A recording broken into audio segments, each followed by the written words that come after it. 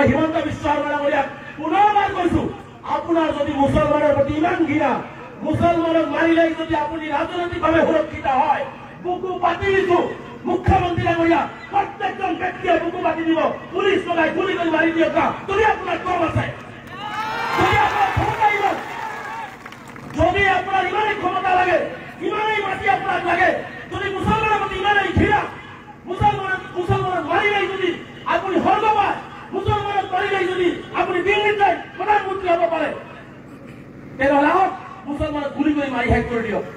আমি বুকু পাতি দিম, একো প্ৰতিবাদ নকৰো, কৰিব নাই,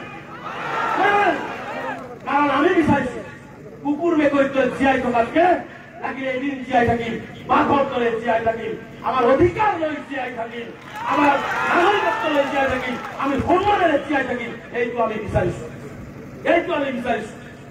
গতিকে মুখ্যমন্ত্ৰী ডাঙৰীয়া পুনৰবাৰ বিনম্ৰতাৰে আহ্বান জনাইছো, মানুহ হৈ অমানুষৰ কাম আপোনাৰ চৰকাৰে নকৰিব। এটপাল চকুৰ পানীৰ হিচাপ কিন্তু আপোনালোকৰ গাত লাগিব, আৰু সেই পানীয়ে আপোনালোকৰ গা কিন্তু দগ্ধ হৈ যাব, এই কথাখিনি মুখ্যমন্ত্ৰীয়ে জনা উচিত। আৰু মই মুখ্যমন্ত্ৰী ডাঙৰীয়াক বাৰে বাৰে কৈছো, কাপুৰুষৰ দৰে চৰকাৰ আৰু প্ৰশাসনে পিছফালৰ পৰা গুলি নামাৰিব, সন্মুখৰ পৰা আহি আলোচনাৰ জৰিয়তে সমস্যাৰ সমাধান কৰক। যদি উচ্ছেদ কৰিব লাগে, আপোনাক যদি মাটি লাগে, আপোনাৰ চৰকাৰৰ যদি মাটিৰ খক হৈছে, তেনেহ'লে য'ত উচ্ছেদ কৰিব আগতীয়াকে আলোচনা কৰি সেই উচ্ছেদিত মানুহখিনিক, ভূমিহীন মানুহখিনিক ক্ষতিপূৰণ দি তেওঁলোকক ভূমি দি তাৰ পৰা উচ্ছেদ কৰক, আলোচনা কৰক। কিন্তু আলোচনা নকৰে, আলোচনা নকৰে।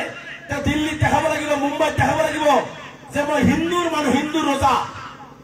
এটা কথা মনত ৰাখিব, হিটলাৰেও কিন্তু বিশ্বত টিকি থাকিব পৰা নাই, ফেৰাউনে কিন্তু টিকি থাকিব পৰা নাই, যিয়ে আল্লাহ দাবী কৰি বহিছিল। গতিকে আপুনিতো হিমন্ত বিশ্ব শৰ্মা ডাঙৰীয়া, আপুনিও কিন্তু মানুহক অন্যায় কৰি, মানুহক ঘৰ বাৰী ভাঙি দি, মানুহৰ মুখৰ খাপ কাঢ়ি লৈ, মানুহৰ বৃদ্ধা পিতৃ মাতৃক মৃত্যুৰ মুখলৈ ঠেলি দি আপুনিও আপোনাৰ চৰকাৰেও শান্তিত শুই থাকিব নোৱাৰিব, এইটো স্পষ্ট। সেইকাৰণে আজিৰ এই অৱস্থান ধৰ্মঘটক আমি কৈছো যে ভূমিহীন মানুহক ভূমি দিয়াৰ ব্যৱস্থা গ্ৰহণ কৰক, উচ্ছেদিতসকলক পুনৰ সংস্থাপনৰ ব্যৱহাৰ কৰক, আৰু য'ত উচ্ছেদ কৰিবলগীয়া আছে আলোচনাৰ জৰিয়তে সমস্যাৰ সমাধান কৰক। এইখন অসমত মুখ্যমন্ত্ৰী ডাঙৰীয়া বুলডোজাৰ চলালেও, আমাক গুলি কৰি মাৰিলেও, এই ভূমিতেই জন্মগ্ৰহণ কৰিছো, এই ভূমিতেই মৃত্যুবৰণ কৰিম, আমাক ঠেলি গুটি আপুনি অসমৰ বাহিৰ কৰি দিয়াৰ দল আপোনাৰ নাই, দল আপোনাৰ নাই। এইখন অসম আমাৰ, এইখন অসম আপোনাৰ যেনেকুৱা আমাৰো সেইখন অসম। গতিকে আপুনি ঠেলি গুটি মানুহক পেটত গামোচা বন্ধাই নখাই মাৰিব পাৰিব, কিন্তু আপুনি জীয়াই থকাৰ পৰা আপুনি বঞ্চিত কৰিব নোৱাৰে। মানুহ জীয়াই থকাৰ মালিক হৈছে আল্লাহ। গতিকে আপুনি যদি ভাবিছে সংখ্যালঘুক বুলডোজাৰ লগাই পুলিচৰ গুলি দি মৃত্যুৰ বৰণ কৰাই, মানুহক বেঘৰ কৰি, মানুহৰ মুখৰ ভাত কাঢ়ি সংখ্যালঘুক শেষ কৰি পেলাব, আপুনি কৰুগোচত কোঠাও ভাবিছে। সংখ্যালঘুক যিমানেই অন্যায় কৰিব, সংখ্যালঘুসকলে মোৰ অসমকে পৰিশ্ৰম কৰি হলেও আমি আকৌ অসমৰ সন্তান হিচাপে অসমত জিলিকি উঠিম। 26ৰ নিৰ্বাচনী বৈতৰণি পাৰ কৰিবৰ কাৰণে অসমৰ মুখ্যমন্ত্ৰী ডাঙৰীয়াই আজি 70-80 বছৰীয়া বৃদ্ধাৰ চকুৰ পানী দি মাটিত পেলাইছে, আজি কণ কণ শিশুসকলৰ মুখৰ ভাত কাঢ়ি লৈছে। ইয়াৰ বিচাৰ কিন্তু এদিনাখন অসমৰ মাটিতেই হ'ব, এইটো আমি দেখিবলৈ পাম। অসমৰ ৰাইজেই কৰিব। লগতে নেদেখা যেন ঈশ্বৰ গড আল্লাহ ভগৱান আছে, তেওঁ যি অন্যায় কৰি আছে ইয়াৰ বিচাৰো কিন্তু নেদেখা যেনেই কৰিব, নেদেখা যেনেই কৰিব। আমি উৎসৱ বিৰোধী নহয়। অসমৰ বিভিন্ন প্ৰান্তত কিছুমান বিজেপিৰ দালাল নমাই দিছে যে আমচুৱে উৎসৱৰ বিৰোধিতা কৰে, আমচুৱে বাংলাদেশীৰ পক্ষ লয়। মই এই দৰং জিলাত কৈ গৈছো, আমচুৱে কেতিয়াও বাংলাদেশীৰ পক্ষ লোৱা নাই, আৰু আহিবলগীয়া দিনবিলাকতো বাংলাদেশীৰ পক্ষ নলয়।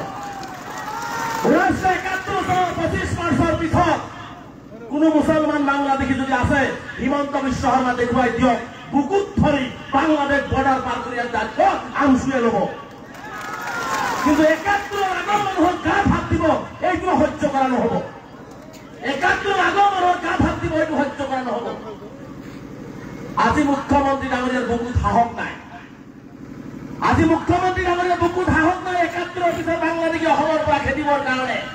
মই হিমন্ত বিশ্ব শৰ্মাকে চ্যালেঞ্জ কৰিছো যদি আপুনি অসমক ভাল পায় অসমৰ জাতিকৰণ প্ৰক্ৰিয়াক ভাল পায় এখন বিদেশী মুক্ত অসম কৰিব বিচাৰে ৭১ৰ পিছত অহা হিন্দু মুছলমান অসমৰ পৰা খেদি পঠিয়াই দি মুখ্যমন্ত্ৰী সাহস দেখুৱাই দিয়ক দম আছে যদি কিন্তু সেইটো তেওঁ নকৰে তেওঁৰ টাৰ্গেট হৈছে ধৰ্মীয় সংখ্যালঘু আজি আপোনালোকে দেখিছে নহয় উচ্ছেদ দেখিছে নহয় এই উচ্ছেদ সম্পূৰ্ণ সাম্প্ৰদায়িক আৰু ধৰ্মীয় মেৰুকৰণ কৰি কৰা হৈ আছে আজি এই উচ্ছেদ সম্পূৰ্ণ ধৰ্মীয় মেৰুকৰণ কৰি কৰা হৈছে বাছি বাছি ধৰ্মীয় সংখ্যালঘুসকলক উচ্ছেদ কৰা হৈছে মই দলৰ পৰা মুখ্যমন্ত্ৰীক চেলেঞ্জ কৰিছো আপুনি কাইলৈ যিটো উৰিয়াম ঘাটৰ উচ্ছেদ কৰিব আপুনি ৰাজহুৱা কৰক উৰিয়াম ঘাটৰ ৰেংমা বনাঞ্চলত কোন মানুহ কিমান কোন জাতি জনগোষ্ঠী আছে তাক আগত ৰাজহুৱা কৰক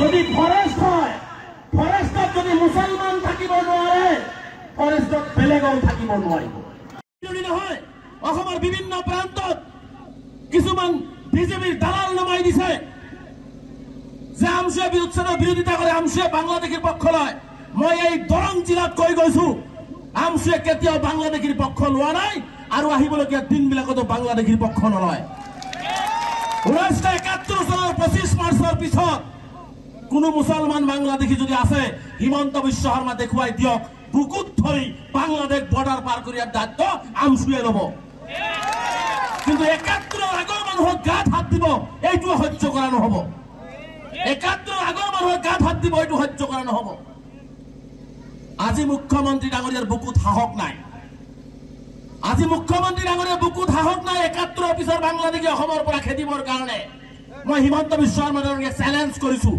যদি আপুনি অসমক ভাল পায় অসমৰ জাতিকৰণ প্ৰক্ৰিয়াক ভাল পায় এখন বিদেশী মুক্ত অসম কৰিব বিচাৰে ৭১ৰ পিছত অহা হিন্দু মুছলমান অসমৰ পৰা খেদি পঠিয়াই দি মুখ্যমন্ত্ৰী সাহস দেখুৱাই দিয়ক দম আছে যদি